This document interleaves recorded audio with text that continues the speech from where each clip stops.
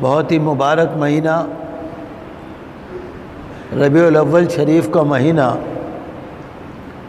شروع ہو چکا ہے، جس میں حضور اکرم نور مجسم سراپا جود و کرم حضرت محمد رسول اللہ صلی اللہ تعالی علیہ وسلم کی ولادت مبارکہ ہے، اور آپ سے اس تمام جہان کو وجود ملا، ساری کائنات پر رسول اللہ صلی اللہ علیہ وسلم کا کرم ہے۔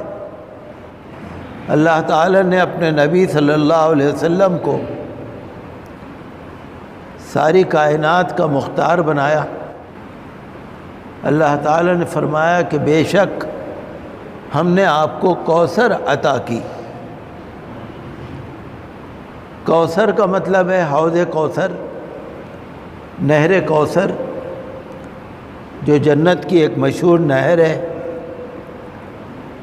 اور کوثر کا مطلب ہے بہت ہی زیادہ اللہ کی رحمتیں اور نعمتیں۔ حضور صلی اللہ علیہ وسلم کو اللہ تبارک و تعالی نے معراج شریف کے لیے بلایا، کسی نبی کو نہیں بلایا، کسی رسول کو نہیں بلایا۔ مقام محمود عطا فرمایا، شفاعت کبری عطا فرمائی۔ قیامت میں جب سب اذهبوا الی غیری، دوسرے کے پاس جاؤ، دوسرے کے پاس جاؤ، جب کہہ رہے ہوں گے تو حضور فرما رہے ہوں گے انا لہا، ہاں میرے پاس آؤ، میں شفاعت کروں گا۔ اللہ تبارک و تعالی نے حضور صلی اللہ علیہ وسلم کو ایسا کلام الہی قرآن کریم عطا فرمایا کہ جو ایک زندہ معجزہ ہے، قیامت تک کے لیے وہ معجزہ ہے۔ باقی نبیوں کے معجزے ختم ہو گئے، حضرت موسیٰ علیہ السلام کے معجزے ان کے ساتھ رہ گئے، حضرت عیسیٰ کے ان کے ساتھ رہ گئے، لیکن حضور صلی اللہ علیہ وسلم کا جو یہ معجزہ ہے یہ قیامت تک کے لیے جاری ہے۔ چاند دو ٹکڑے ہو گیا حضور کے اشارے سے، ڈوبتا ہوا سورج لوٹ آیا حضور کے اشارے سے، پتھروں نے آپ کو سلام کیا، پیڑ پودوں نے آپ کو سلام کیا، کنکریوں نے کلمہ پڑھ لیا، اور بے شمار معجزات ہیں کہ جو اللہ تعالی نے اپنے نبی کو عطا فرمائے۔ تو کوثر کا مطلب بہت ساری نعمتیں جن کو کوئی شمار ہی نہیں کر پائے گا۔ حضور نے فرمایا کہ اللہ تعالی نے مجھے زمین کے تمام خزانوں کی چابیاں دے دی۔ اللہ تبارک و تعالی نے آپ کے ذکر کو اتنا بلند فرمایا، اتنا بلند فرمایا کہ کسی نبی اور کسی رسول یا کسی دوسرے انسان کا کوئی اتنا ذکر بلند ہوا ہی نہیں۔ آج بھی آپ دیکھ لیجئے، جب اذان ہوتی ہے تو صرف اذان کی آواز وہ ہے جو ساری کائنات میں گونجتی ہے، آسمانوں پر گونجتی ہے، کسی اور کی نہیں گونجتی۔ جہاں اللہ کا نام ہے وہاں رسول اللہ کا نام بھی ہے صلی اللہ علیہ وسلم۔ تو یہ ہمارے لیے خوش نصیبی کی بات ہے کہ اللہ تبارک و تعالی نے ایسے عظیم الشان رسول کا ہم کو امتی بنایا، اور یہ مہینہ وہ ہے کہ جس میں اللہ کے رسول صلی اللہ علیہ وسلم کی ولادت مبارکہ ہوئی۔ اس مہینے کو خاص نسبت ہے اللہ کے رسول سے،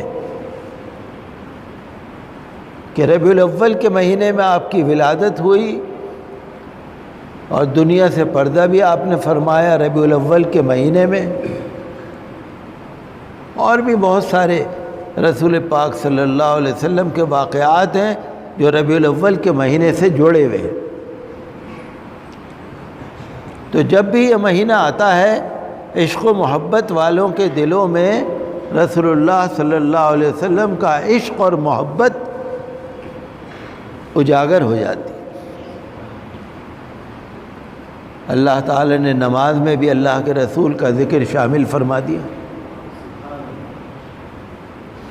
خطبے میں شامل فرما دیا، جنازے کی نماز میں شامل فرما دیا، نکاح کے خطبے میں شامل فرما دیا، کلمہ طیبہ میں رسول پاک کا نام شامل ہے، کلمہ شہادت میں شامل ہے۔ تو اللہ نے بہت عظیم مقام عطا فرمایا، اور قیامت تک کے تمام حالات اللہ تعالی نے اپنے نبی صلی اللہ علیہ وسلم کو بتا دیے۔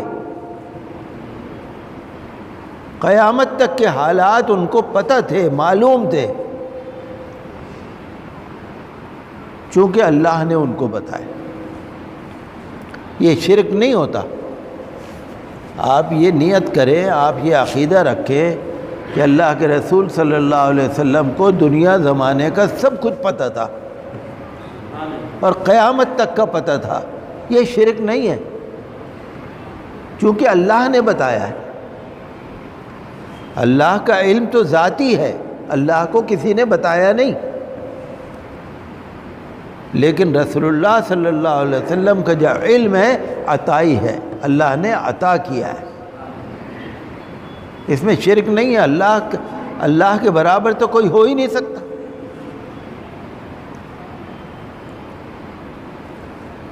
حضرت ابو ذر رضی اللہ عنہ ایک بہت مشہور صحابی ہے۔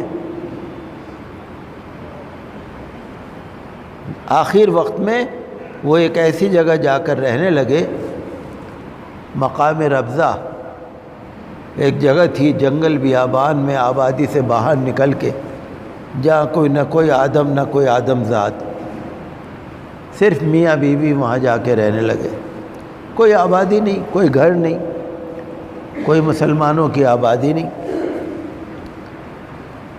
کچھ صحابہ کرام جو تھے نا، وہ دنیا سے اتنے بیزار ہو جاتے تھے کہ وہ یہ چاہتے تھے کہ نکلو،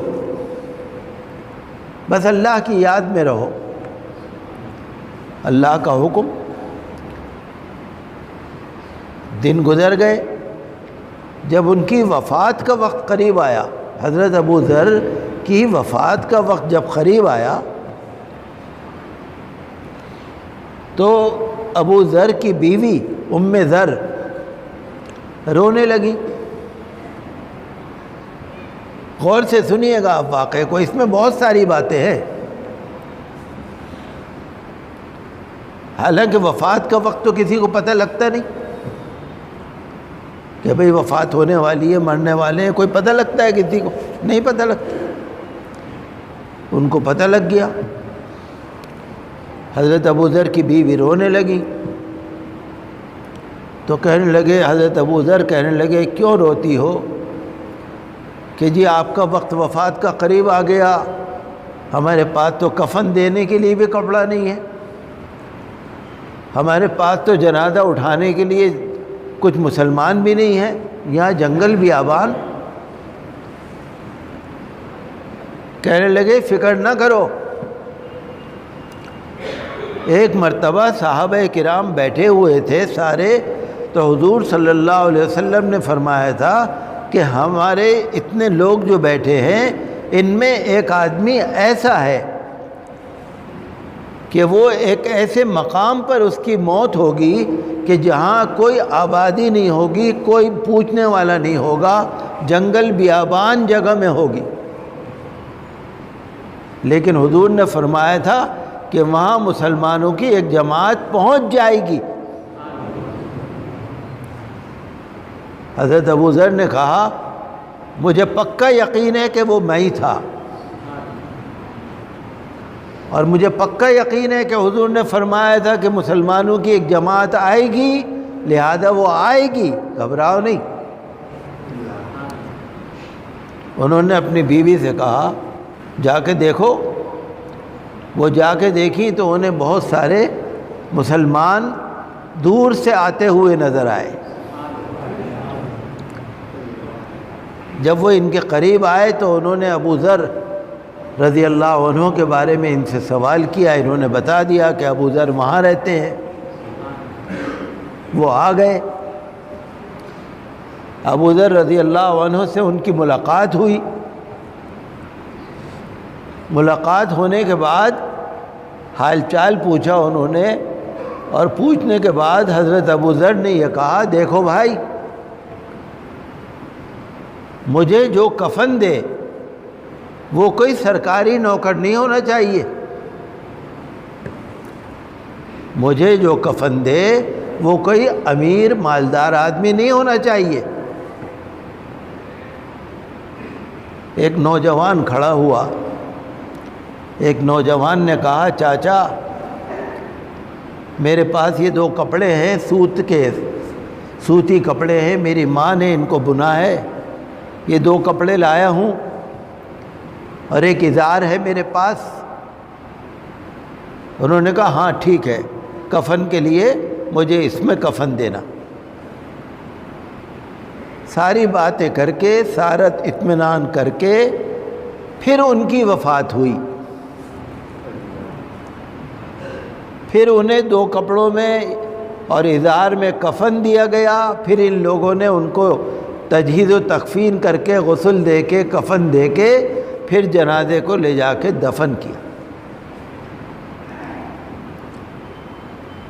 رسول اللہ صلی اللہ علیہ وسلم کے 300 معجزات کتاب ہے، بیہقی کے حوالے سے یہ روایت اس میں لکھی ہوئی۔ تو رسول اللہ صلی اللہ علیہ وسلم کو سب معلوم تھا کب کیا ہوگا، کس کا کیا ہوگا، جتنے لوگ بیٹھے ہیں کس کی موت کہاں آئے گی، کب آئے گی، کیسے آئے گی، سب پتہ تھا۔